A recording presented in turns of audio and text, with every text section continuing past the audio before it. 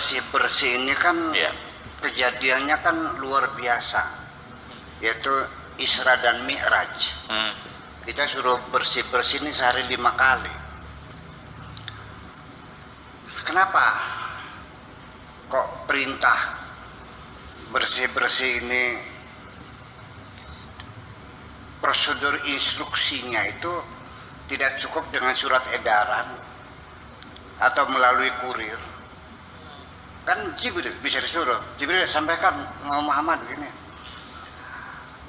Tuhan menyuruh umat Muhammad zakat cukup melalui Jibril. Ya, suruh puasa ya melalui, semua perintah melalui kurir, melalui surat edaran. Tetapi ketika diperintahkan untuk sholat, dipanggil langsung oleh Tuhan. Ada apa? Ya, dalam prosedur instruksi saja. Ketika para camat disuruh ngecat tembok pinggir jalan, ya kan, pagar-pagar orang, kemudian pasang bendera dalam rangka 17 Agustus, itu cukup dengan radiogram kok, ya kan, atau pakai surat edaran. Tapi ketika seorang camat dipanggil bupati langsung menghadap, ada apa? Sampai-sampai ajudan suruh keluar semuanya. Ketika Nabi menghadap Tuhan kan Jibril suruh keluar. Artinya betapa sangat pentingnya bersuci itu. Ini persoalannya. Nah, oke, kita itu betapa pentingnya. Lalu apa yang dilakukan? Ternyata dari sisi kebersihan fisik saja itu kita sudah, mohon maaf ya, sudah banyak menyalahi aturan bersuci itu atau wudhu itu, nggak ada yang pas. Coba dari sebelum kita wudhu itu cuci tangan dulu. Ada nggak cuci tangan dulu? Cuci dulu pakai sabun, ngalir, terus kita mulai wudhu. Enggak kan? Enggak. Kemudian mulut kita dibersihkan dengan sikat gigi. Inda kulli salatin laula an asyqa ala ummati la amartuhum bisiwaki inda kulli salatin. Andaikan tidak memberatkan, pasti akan aku suruh umatku untuk sikat gigi setiap sholat. Kayak hebatnya kalau orang sikat gigi sehari 5 kali. Kemudian juga berkumur-kumur, mad-mada bahasa Arabnya. Itu kan, disemburkan supaya gudanya pada keluar. Kemudian juga ghar-ghar, dahak-dahak yang ada di tenggorokannya itu dimudahkan. Begitu enggak? Enggak kan? Tidak. Apa yang terjadi? Kabrut. Iya kan? Betul kan? Betul kan? Iya. Kemudian ini korong suruh dibersihkan. Namanya istinsyak. Istinsyak itu airnya disedot, ya, kemudian diseng-serengkan yang keras sehingga kotoran di kita keluar 3 kali. Begitu enggak? Enggak. Betul enggak? Dan seterusnya lah. Sampai kepala diusap supaya dingin. Yang kita elektronik aja perlu pendinginan kok. Ya, kepala kita sehari enggak kok. Coba lihat perilaku mereka itu. Zahir saja sudah enggak ada yang benar. Apalagi hatinya. Ya. Jadi artinya bahwa orang Islam ini sebelum ke masjid ini kopoknya dibersihin, korongnya dibersihin, kudanya dibersihin, ya, kemudian juga bau badan semua sejuk. Nah, ketika kita masuk masjid, itu kan ada proses kebersamaan, menghilangkan rasa kesombongan kita, siap duduk berdampingan dengan siapapun. Betul nggak? seorang jenderal datangnya terlambat, boleh nggak maksa di depan duduknya? Nggak bisa. Saya jenderal, nggak ada urusan, duduk situ. Ya kenapa? Ya kenapa datangnya telat? Nggak ada aturan. Itu kan sengaja dibuat semacam itu untuk pembauran sosial, menghilangkan kesombongan kita. Kemudian juga membersihkan hati kita, jangan sampai minder, kecil hati.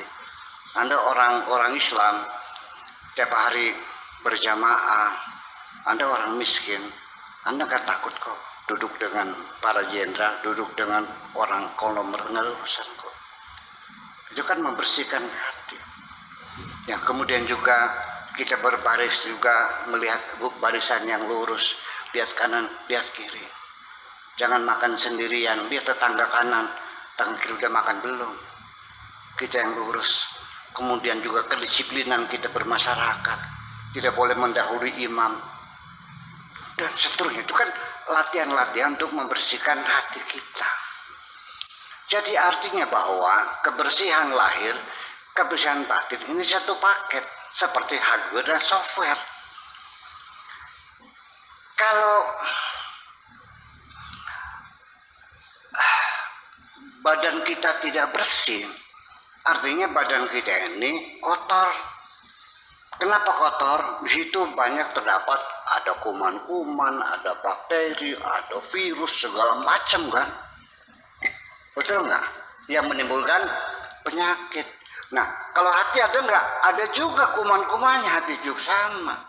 Bakterinya ada. Ya, virusnya ya ada. Yang komputer aja kena virus kok. Komputer kalau engkau sering pakai berselancar ke situs yang nggak benar, kemasukan virus nggak? Nama apa virusnya? Trojan kan? Ya.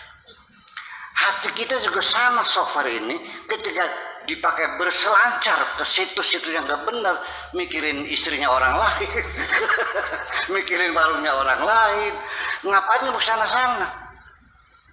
Kemasukan virus nggak? Sama. Apa virusnya? Ada hasud, ada dengki, ada iri, ada putus asa, ada kecewa, ada marah, ada dendam. Itu virus-virus semuanya. Dan bisa membuat badan kita jadi sakit. Percaya. Nah, itu dibersihkan lahir batin. Jadi jangan hanya lahirnya saja bersih. Ya muka saya pakai make up, alisnya tebal, pakai maskara, pakai shadow, tapi kencingnya nggak cebok, gimana tuh? Iya, ya, orangnya cantik tapi hatinya kotor. Nah, jadi ketika hati kita banyak mengandung virus, apa yang terjadi? Silakan komputer Anda yang sudah banyak virusnya terus dibersihkan semuanya virus itu. Ya, sudah direinstall aja lah. Kalau sudah kebanyakan virus, jadi sudah percuma. Jadi install aja, sudah dibuang aja, bikin diprogramming aja yang baru lagi. Kalau sudah terlalu banyak virusnya, udah banyak. Nah makanya ketika hati kita juga dipakai berselancar ke hal-hal yang tidak wajar, juga menghasilkan virus. Nah kalau sudah software kita banyak virusnya, tahu nggak bufferingnya? Setengah jam ngedong-ngedong gambarnya war. Data kita pada hilang nggak? Hilang. Itulah kita adanya gangguan-gangguan disorder, ya psikologis, gangguan jiwa. Itu adalah gangguan karena virus yang di hati kita itu. Kita mudah marah, kita mudah tersinggung, kita punya praduga yang buruk sama orang.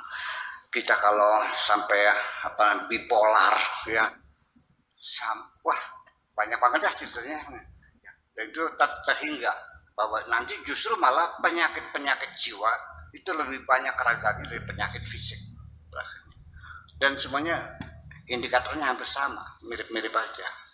Saya kira kita perlu bebersih, menjaga kebersihan bukan hanya lahir saja, bukan badan saja, tapi juga hati kita bersih. Satu contoh, ketika tetanggamu bikin warung lagi, sembako lagi, saya nanya, kenapa Anda tersinggung? Kenapa Anda marah? Karena Anda menganggap dengan adanya tangga itu bikin warung sembako akan mengurangi rezekimu. Itu penyakitnya. Ya kan?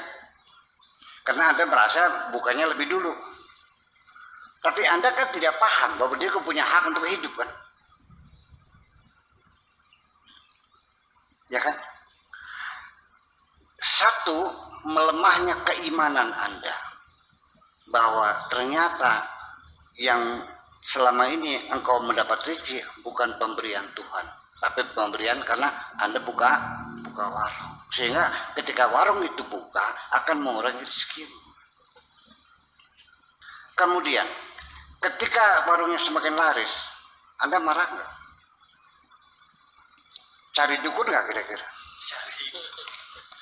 Nah, makanya jadi artinya ini kita satu contoh ya. Orang yang hatinya sudah kemasukan virus hasud itu hidupnya tidak pernah punya cita-cita yang jelas. Dia mau apa? Yang penting dia ingin menghancurkan orang lain. Ya. Kemudian nanti ada beda. Ada hasad, ada hakad. Bahasa Arabnya beda. Bahasa Indonesianya sulit ya. Ada iri, ada dengki. Iri sama dengki. Ini beda. Hasad dan hakad. Kalau kita digabung, iri dengki ya. Begini.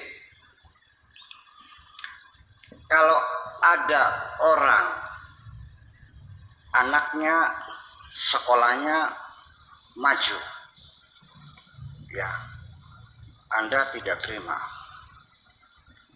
Ada tangga beli mobil, tersinggung. Nah, paling juga kredit. Urusannya apa? Merendahkan orang lain. Nih, potong kuping, 4 bulan juga ditarik lagi. Urusannya apa? Nah, setiap Anda melihat orang mendapatkan rezeki, Anda marah. Ya, itu namanya hasad apa hakad? Iri apa dengki? Iri. Tapi kalau dengki, ketika ada orang lebih kaya dari Anda tersinggung. Itu bedanya. Ya, sangat beda sekali. Ada orang rezekinya lancar, Anda tersinggung. Itu iri. Tapi kalau ada orang melebihi Anda kayanya, tidak boleh. Itu namanya dengki. Makasih.